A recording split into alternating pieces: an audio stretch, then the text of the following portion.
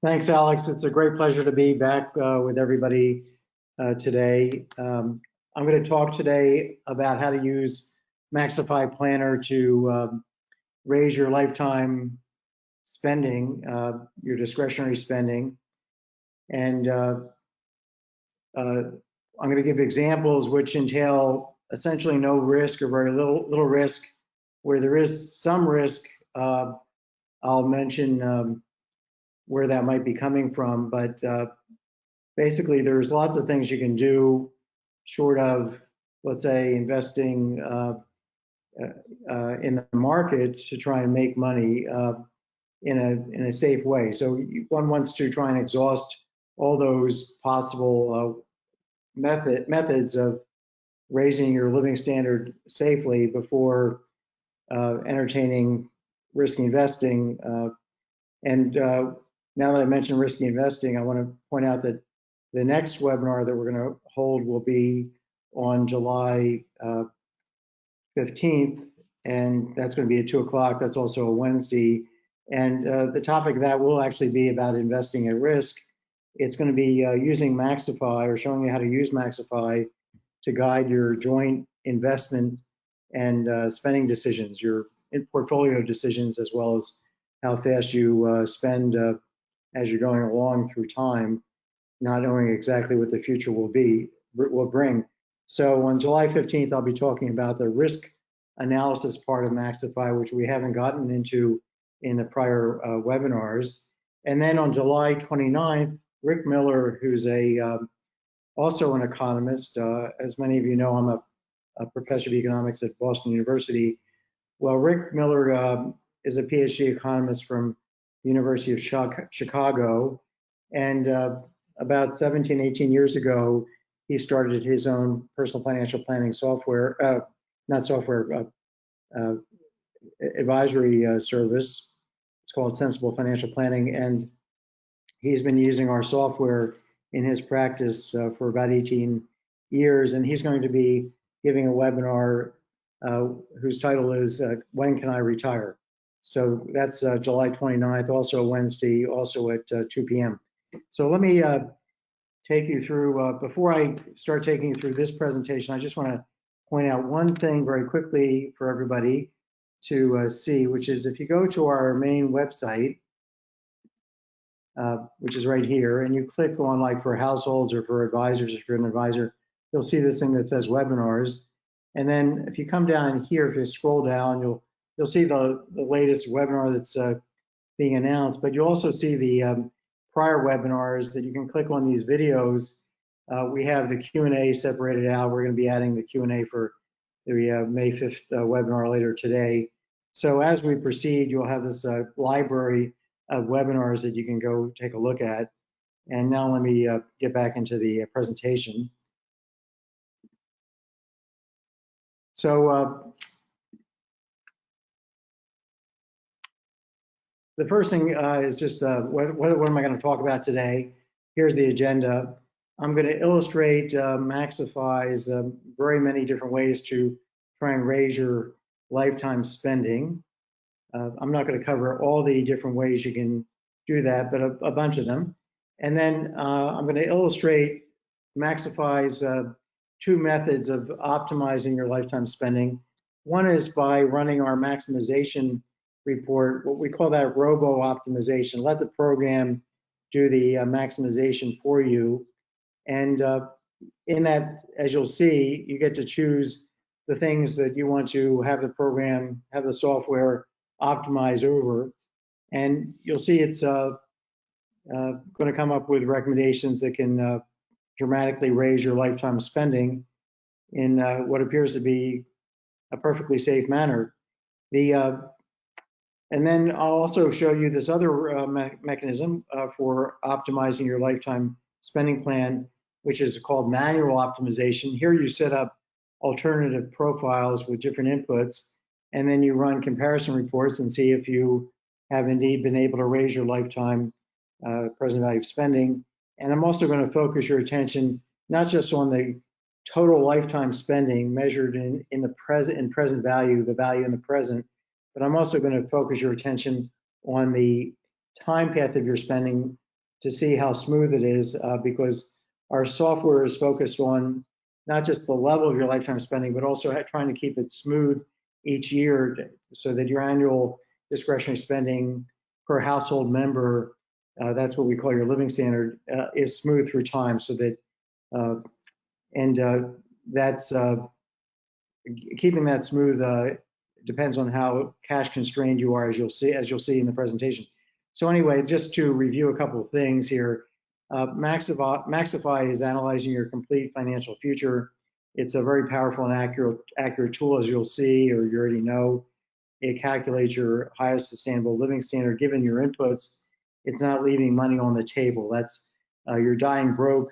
I mean, you may specify you want to leave money for your kids, or that you want to leave a bequest, but subject to these special goals that you have, the program is not going to leave any money on the table if you make it to your maximum age of life, because the program is planning for you to live your maximum age of life. It doesn't want to leave money that you could otherwise have spent during your lifetime up through your maximum age of life. And then, as you'll see, as you know, it's creating a spending, saving, and insurance plan for every year of your life. And these are just a list that you can look at when you view the video, but I'll just very quickly summarize. We're building a base plan. You can maximize it. The program can maximize over your Social Security decisions, your retirement account withdrawal dates. It can optimize when to take the Roth money versus the non-Roth money, whether or not to take the Roth money first or second. You can add real estate to the program, decisions about vacation homes, and then you can look at gains from adding additional retirement account contributions, and also how to stretch your retirement income rate versus via using annuities. I'm going to be illustrating this very shortly. And the lifetime spending, as I mentioned, is being allocated to try and keep your living standard smooth, to maintain your living standard, to make it sustainable, but it's subject to your borrowing constraints. If you have like $1 trillion inheritance coming when you're 60 and you're now 30, you obviously can't have the same living standard when you're 30 that you can have when you're 60, because you can't borrow against that $1 trillion inheritance. So that's the notion of being cash constrained until that inheritance kicks in. The program is accounting for the presence and cost of children. It's accounting for economies and shared living. Two can live more cheaply than one, and all this comes under the heading of the rubric consumption smoothing. And today I'm going to show you ways to maximize your lifetime spending, or to raise your lifetime spending, by raising your lifetime Social Security benefits, by improving the timing of your retirement account withdrawals, by contributing more to your retirement accounts, by considering doing Roth conversions, by downsizing your home, if that's something you feel is appropriate once you see the advantage of doing that, by paying off your mortgage, prepaying your mortgage, or just eliminating it entirely by paying it off entirely, by moving to a state with a lower income tax, and by annuitizing retirement account withdrawals. There are obviously other ways beyond what this is in this list that you can use to raise your lifetime spending. The most important example is just continuing to work, not retiring early or taking a second job. That's going to be a move that's really safely going to raise your lifetime spending. If you have the option just to continue working rather than retiring, that's a safe decision, and that is a very major thing to be thinking about in this troubled times, especially, if people get back to work, then they may want to decide to work longer to make up for the time that they were out of work or had had reduced wages even after the unemployment insurance. So let's look at in the software, which I'm going to move to in a second, a couple, Gene and George Smith. They're just a hypothetical 53-year-old married Connecticut couple. They both plan to retire at age 62 and to start their Social Security at that point. they both plan to take their 401k withdrawals on a smooth basis, but starting at age 67. And Jean earns $150,000 a year. George is earning $80,000 a year. The couple has $250,000 in savings account. So that's their regular assets. They have $1 million house with a $300,000 30-year mortgage, and the interest rate is 3.75%. That's a pretty high rate, but that's what they borrowed at when they took out their mortgage. The mortgage refinance rates haven't come down that much, by the way, because I think the banks are worried about people not being able to pay back, given they're not sure how many people will be employed in the future. Anyway, Jean has about $1 million. She has exactly $1 million in her 401k account.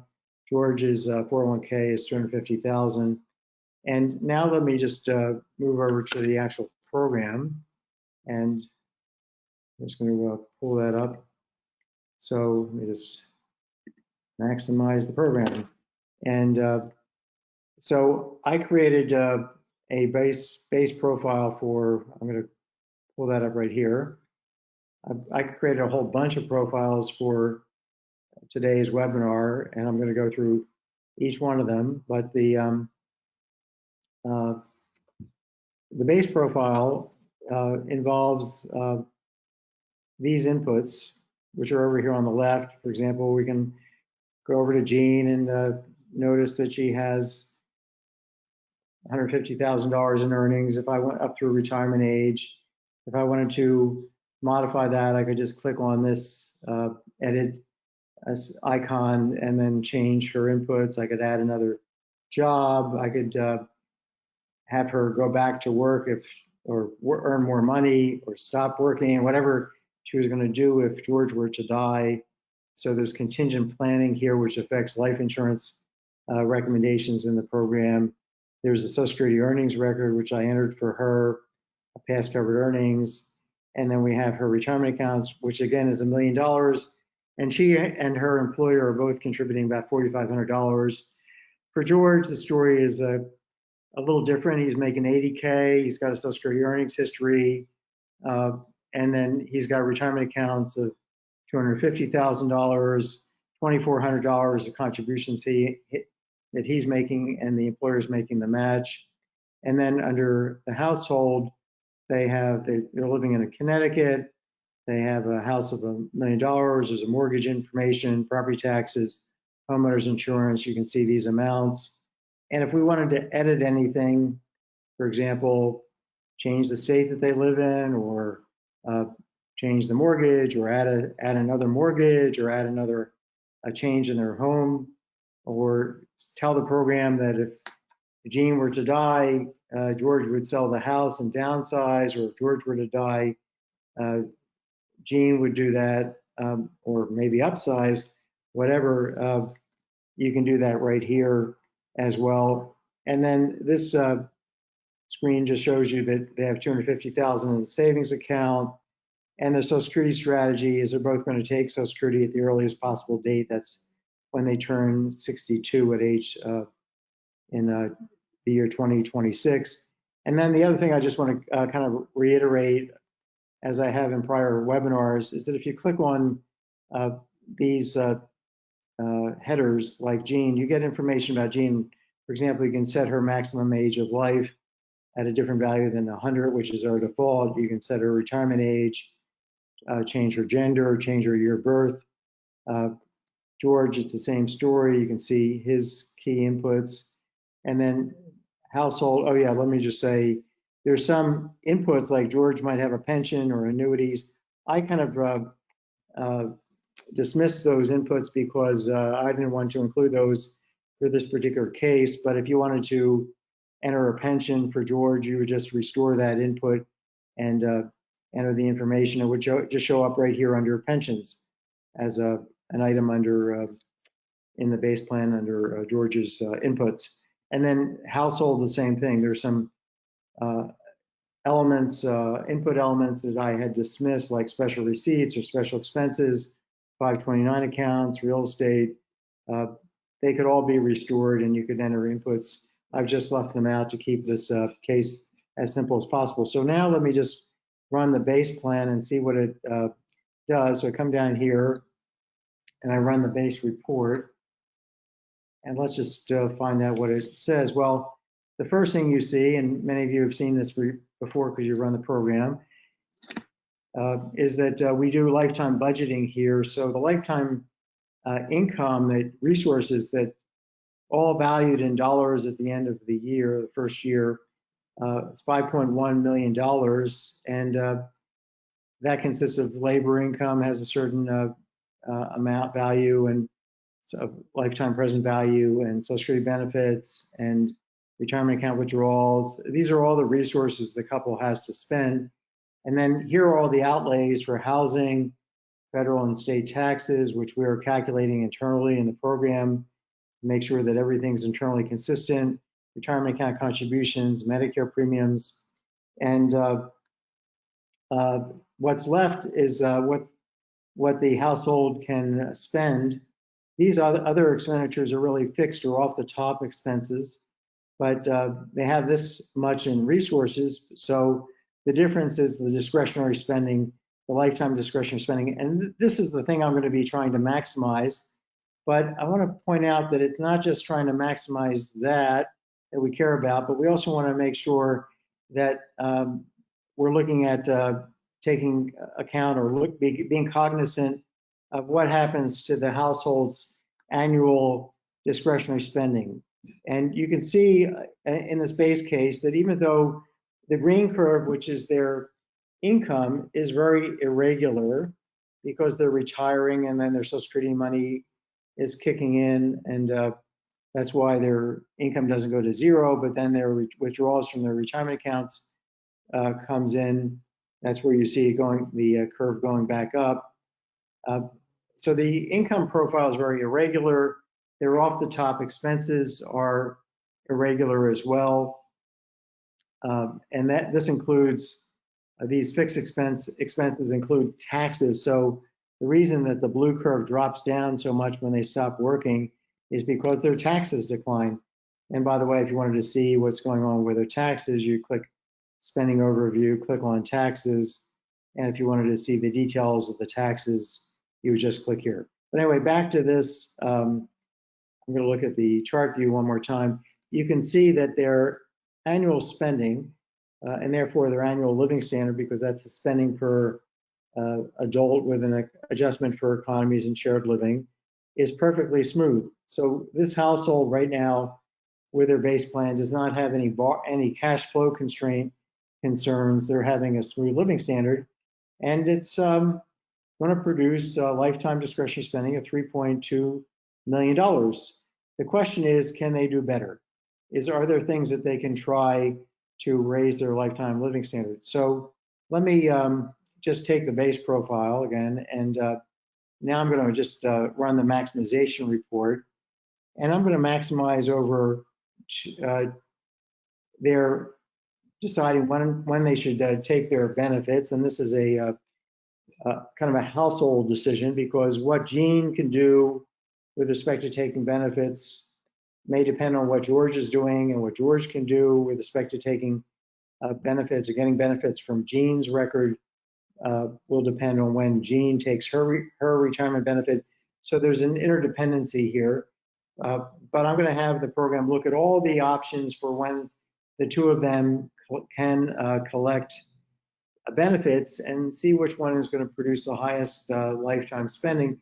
At the same time, the program is going to optimize over when they should start their retirement account withdrawals. Remember, the base case assumption is that they're going to start taking retirement account, their Social Security at 62, the retirement account withdrawals at 67. They don't have any Roth money, so I'm not going to optimize over that. I'm not going to optimize over annuitization right now. I'm going to come back to that when I talk about manual optimization. I'm just going to hit continue, and now the program is going to do its thing and see if it can make any money for this household. And let's see what it comes back with. So I already know the answer, which is that the program is going to find that the household can have a higher lifetime living standard, every year, and higher lifetime spending by making some different moves with respect to Social Security. In particular, the program is going to want the couple to take their retirement account money earlier than 67 and take their Social Security money later than 62. It's going to want them to change the order in which they're taking Social Security and their retirement account money. Then it wants it to shift into taking Social Security second and the retirement account money first. And you can see that the program took a few minutes to calculate all the options because they're relatively young and there's lots of calculations that have to be made under the hood to look at all the possible decisions that they can be making here. But here we have an increase in their lifetime discretionary spending measured in present value of $630,000. So the program has found them, this is all after-tax money, in the sense that the program is saying that they can spend over their lifetime, but valued in the present as if they had $630,000 more right now, as if they found $630,000 on the sidewalk this afternoon, walking outside to take a walk. They found $630,000 delivered by somebody, an angel, with their name on it. And that's a huge increase in their lifetime spending. It's roughly a fifth of their $3.2 million lifetime spending initially under the base plan. And this is all very safe because deciding when you want to take your retirement account money is not something that involves any risk. And really deciding when you want to take your Social Security also is risk-free. Now you might say, well, what if the government were to cut Social Security benefits? And we have an option you can run by clicking in the menu under settings and assumptions. You can tell the program that you think the government's going to cut Social Security benefits starting at maybe in 2030 by 15% or 30%, whatever, for this couple. And then you can run the program all over again under that assumption about government policy, but you'll still find that I'm almost sure this is true, that it still behooves this couple to be patient, because the return from being patient, even if the benefit is going to be cut in the future, is so great. But the chances that this is how the government's going to respond to Social Security's problems, long-term financial problems, it's small. So I can't say for sure they wouldn't cut benefits for this couple in the future, but it's kind of a risk that's not connected, I don't think, directly to this issue of when you take your money, whether you take it early or take it later. I don't think they would differentially penalize somebody who took the money early versus later in the context of cutting benefits for a particular age group, a birth cohort. Anyway, this is a big increase, and part of it, about 3/4 of this increase, is really coming from their taking Social Security at age 62. And if you follow the program, it tells you what the Maximize strategy is. And the other, roughly 1/4 of the increase of 630,000 is from their taking their retirement account money earlier than they planned. Why would they take it earlier? Well, to lower their taxes, because as soon as they retire, their tax bracket is going to be quite low. So taking the retirement account withdrawals earlier to bring in taxable money when their tax bracket is otherwise going to be very low makes a lot of sense. And you can see the annual implications here.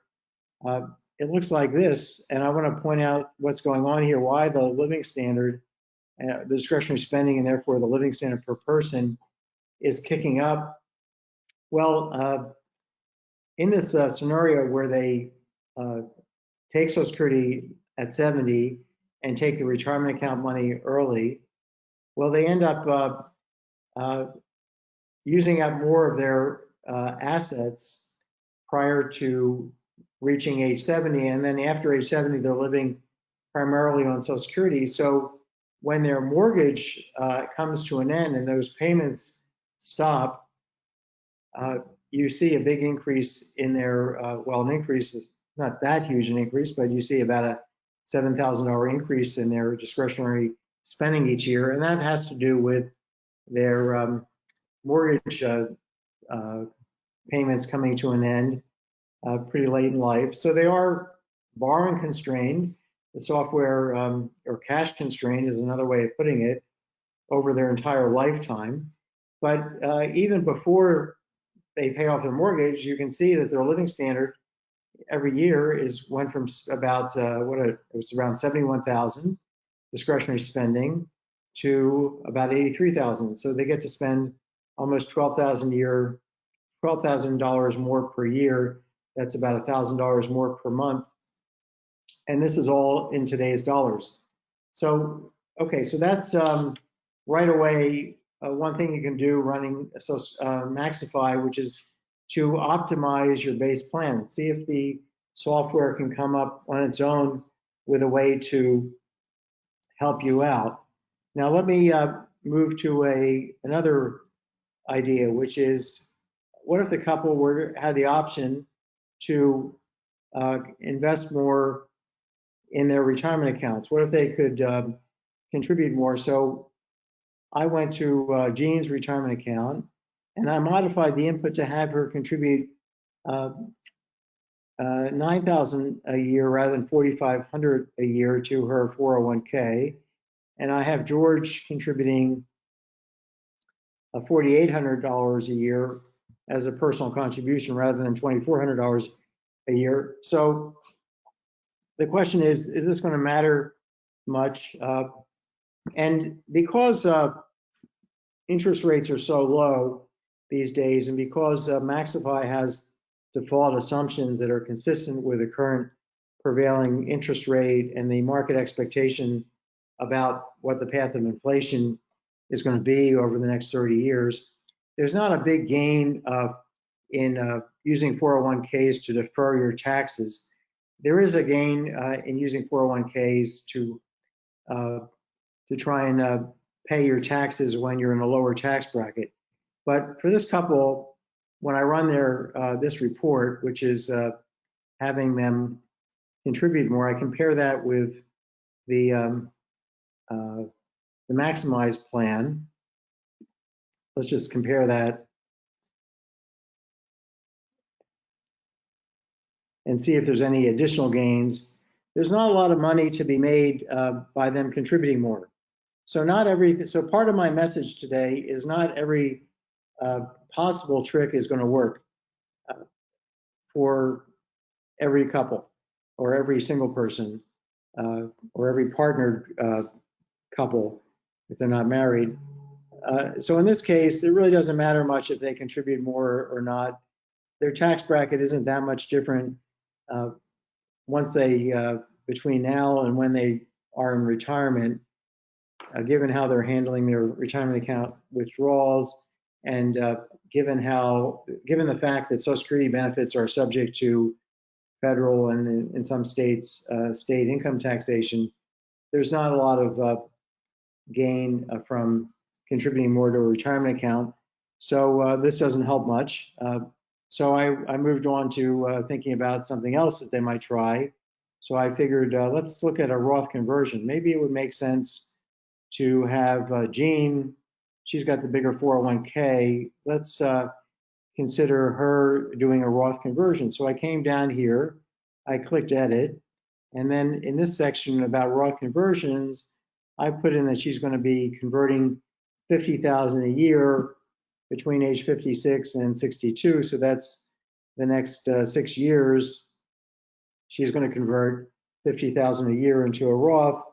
And so I decided, well, let's run that. Let's compare that with the MaxiFi plan plus the extra contributions and see what that does. Does that help in terms of lifetime spending?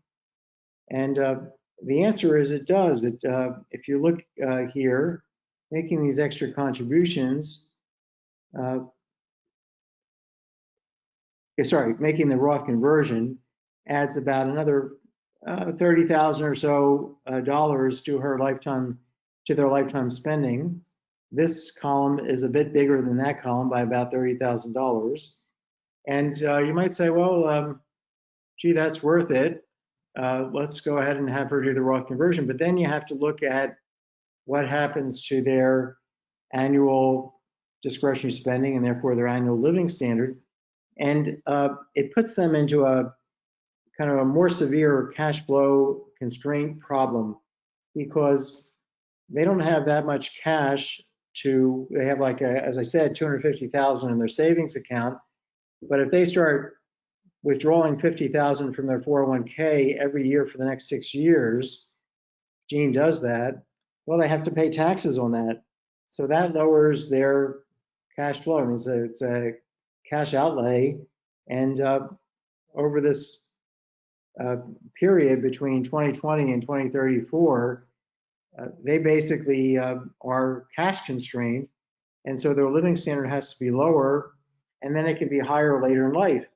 So this is probably not something the couple would want to do, even though it can add to their lifetime spending by $30,000. That's not that big a deal compared to the 3.8 million in lifetime spending. They don't feel they should have to scrimp before they reach old age. They don't want to really be scrimping now in order to have a party when they're like 80 or 85. That's not going to rock their boat. So they decide that's not the best thing to do. So then I move on to thinking, well, gee, they have $1 million house. Maybe they'd like to downsize that because the kids have left the household. They're 53. The kids are on their own. They don't need a 4-bedroom house. They could maybe downsize it in half. There are places they could, there are houses in Connecticut you could buy for $500,000, maybe a little bit more in the countryside, but you might even get more space for that $500,000, depending on where you live. But once you downsize, you're going to have lower expenses. So here's what I did on the housing. I went in here and I told the program that at the end of this year, they're going to sell their house in Connecticut and buy a new house for $500,000. And they're going to put down 33%, which is going to leave them with roughly the same mortgage. And I assume the same mortgage rate that they're now currently paying. So the mortgage payments aren't changing. They're just downsizing their home. And now I'm going to run this and compare it with this option, which is the MaxiFi plan plus the extra contributions. Whenever I choose from that list, I'm choosing what to compare the profile I'm looking at, which is right up here, with some alternative profile. And gee, the program was able to make, by downsizing, something like roughly $650,000 for this couple. That's a lot of money. That's as big an increase as we saw when we were optimizing over Social Security and retirement account withdrawal dates. That's a huge increase. $650,000 coming from this angle. So part of it is from the fact that they can spend that money. They're not going to be dying with a house that's worth $1 million. They can get the equity out of the house and actually spend it over their lifetime. So rather than dying broke with $1 million house, unless you tell the program you're going to sell your house, we assume you're not going to sell it. And but they realize that they can tap into the equity of this house. They don't have to use a reverse mortgage. They can just downsize, maybe even get more space by moving out of Hartford, Connecticut, or New Haven, wherever they're living, and or Westport, and end up with higher lifetime spending, but also higher annual spending. And look, their annual spending has now shot up to $99,000 a year, and it was $82,000. So there's a $17,000 spending increase. And now we see that their annual discretionary spending is perfectly smooth. So this cash flow constraint that they were facing before has disappeared. They're no longer a cash flow constraint. So now I said, gee, what else could I do to help this household? Could I get them to think about paying down that mortgage? Because they're paying 3.75. The return on 30-year treasuries right now, nominal treasuries, is not 3.75. I don't know the latest number, but I think it's around 1.4% rather than 3.75 percentage points. That's a big differential. So if they pay down their mortgage, that $300,000 mortgage, they're in effect making, 2.3% percentage points perfectly safely. So there's no risk there. It's a pure arbitrage opportunity to pay down debts that are where you're paying interest at a rate that exceeds the safe rate that you can earn on treasury bonds or treasury bills. So this is one of the things that everybody should be thinking about if you have credit card debt or car loans or mortgage debt or any other kind of consumer loan. You want to think about what that interest rate is, and your safest move in terms of investing, before you start putting money into the stock market. And I'm not going to be, I'm not saying nobody should be investing in the stock market. Far from it. I've invested all my life in the stock market, and it's not like going to Las Vegas. It yields a positive high return on average. So there's a lot of good reasons, but there's also risk, which we're going to look at in the next webinar on July 15th and show you all the magical, well, I'll call magical things that I think is magical that economics based planning embodied in MaxiFi can do with respect to helping you guide you in your investing and spending decisions. But anyway, here we are talking about a very safe investment arbitrage opportunity, which is just paying down a obligation that's got a very high interest rate relative to what you can safely earn on the market and what your plan is assuming you can earn if you have cash available, because that's under settings and assumptions. We have that input, you can look at that. And anyway, so I'm gonna run downsizing 50%, but with 100% down payment. And so how do I enter that? Well, I came back to housing here and I looked at the change in the housing, and I'll just show you, rather than putting in a change with a 30% down payment, I put in 100% down payment in this area right here where we talk about the change in the home. And that's all it took to set up this alternative profile. I just clicked here, clicked on add a new alternative profile, gave it this name, max plan, downsize, 100% down payment. And then I just changed that single input. And now I'm ready to run this comparison report. And I'm going to run it against just downsizing, because I'm still downsizing, but I'm downsizing with 100% down payment rather than a 30% down payment.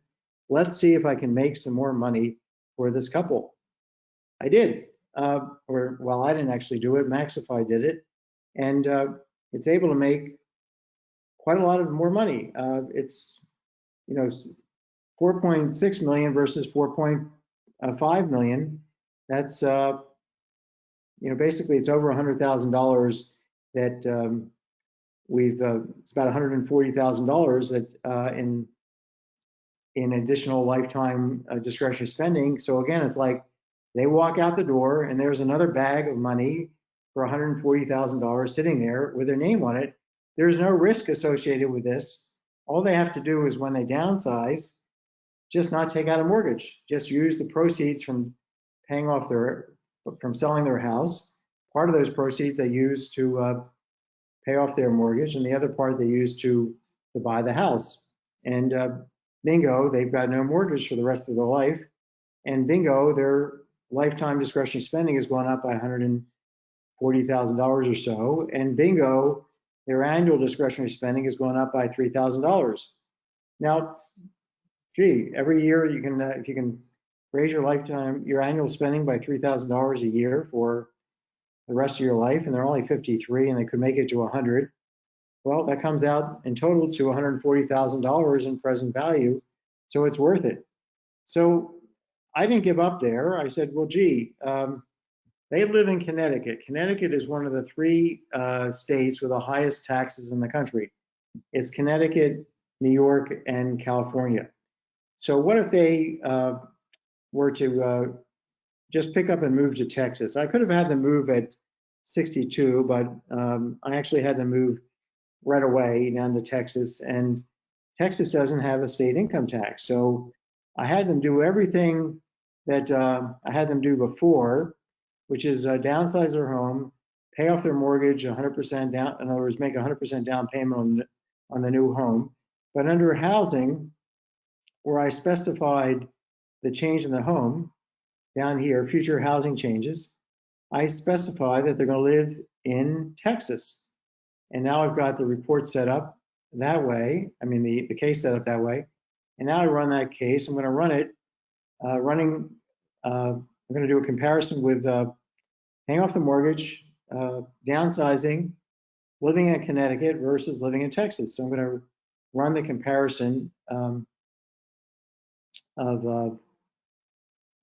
against this alternative, because the base case, the case here is not the base case. It's the base case now is they're living in Texas.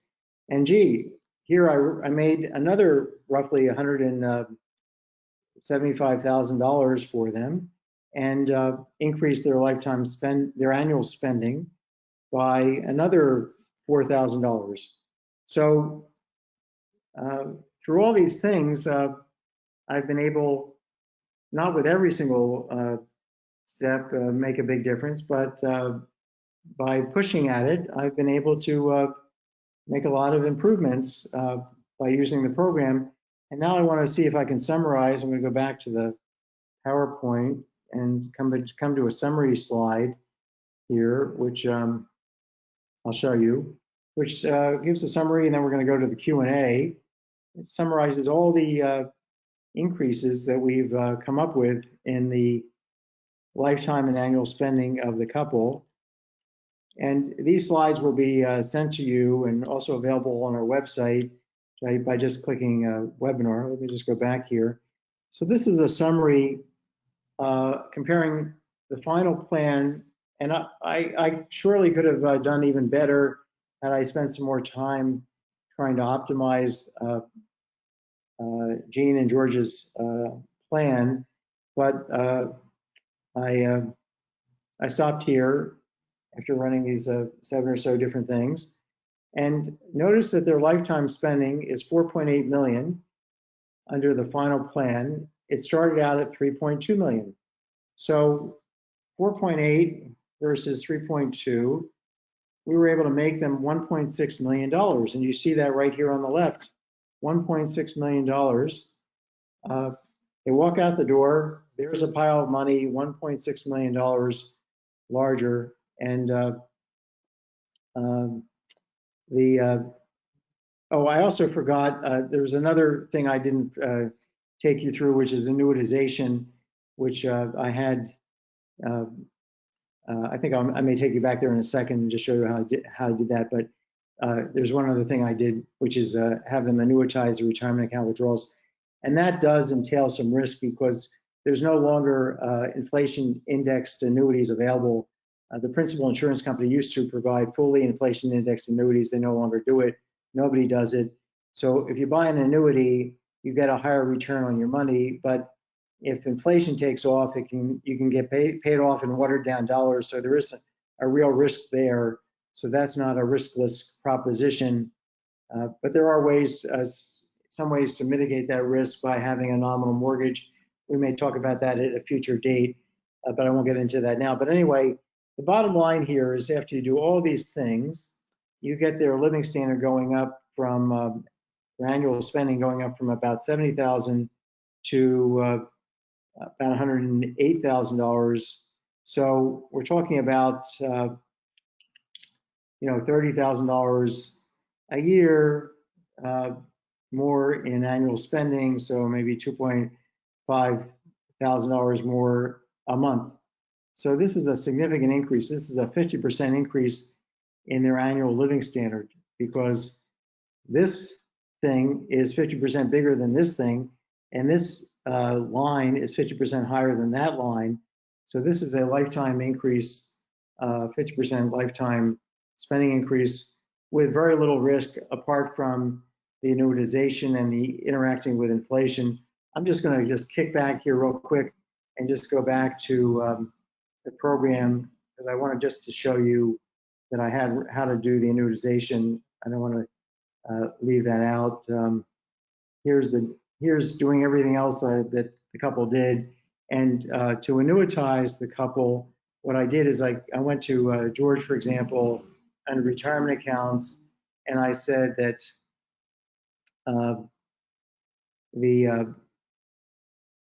under settings and assumptions, I went to Gene's retirement account and let's see, safe rate of return.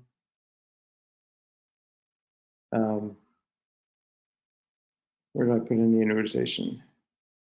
I forget where I put that in. Must be back under here. So let me just go back here and see if I've put it in here. Well, it's one of these places. I can't find it at the moment. Let me just take one last look back over here about the choice of annuitization. It's either here or here. It must be back here.